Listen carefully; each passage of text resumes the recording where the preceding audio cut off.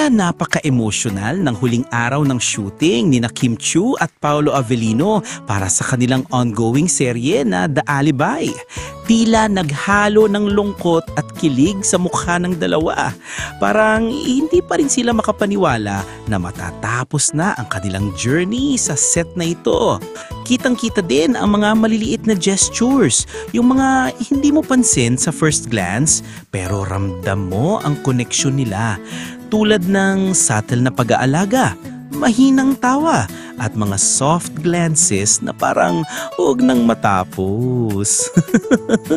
Ayon sa ilang sources, di umano parehong emosyonal sina Kim at Paolo sa huling araw.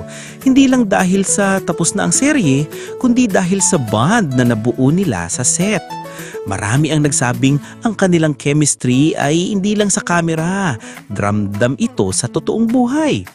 Dagdag pa, may ilang behind-the-scenes shots na nagpapakita kung paanong inaasikaso ni Paolo si Kim at si Kim naman ay hindi nagpahuli sa pagiging maalaga sa kanya.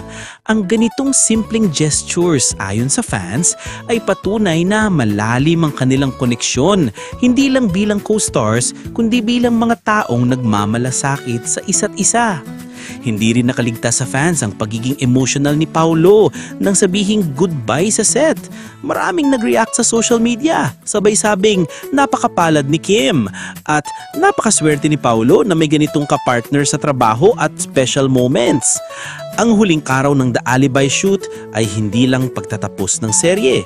Ito rin ay highlight ng kanilang closeness at chemistry na nagpapa-overflow sa kilig sa mga fans.